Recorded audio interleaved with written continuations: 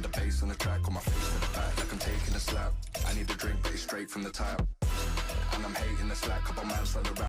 If you are watching this video, that means you've clicked the title, and in this video I'm going to be showing you guys how to download Clash Mini without having it available in your country. So currently Clash Mini is not available in my country.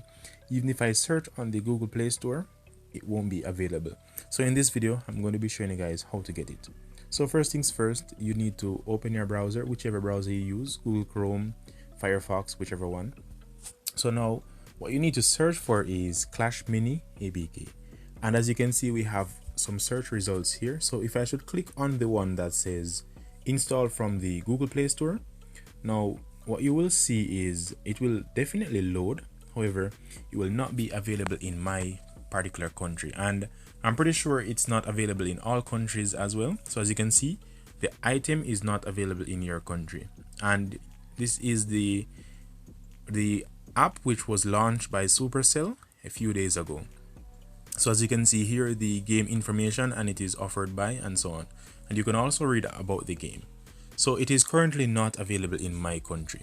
However, there are always methods you can use to get these games which aren't available in your country. One particular method is you could simply download the APK and install it on your device. So what I'm going to do is I'm going to use APK Pure. Now this is an alternative to the Google Play Store, and with this method it offers the application. So as you can see here, download XAPK, but that is a strange extension, and how you install this is by downloading APK Pure and having it installed on your device. So as you can see here, I have APK Pure installed, and you need to do the same. So you need to install APK Pure, and you could also go on APK Pure and search for Clash Mini, and you'll find it available. So now you simply download the XAPK. I've already downloaded it. So as you can see here, these are all the information. It supports Android 4.1 and above, and the file size, and so on. So with this particular method, you'll be able to install the application.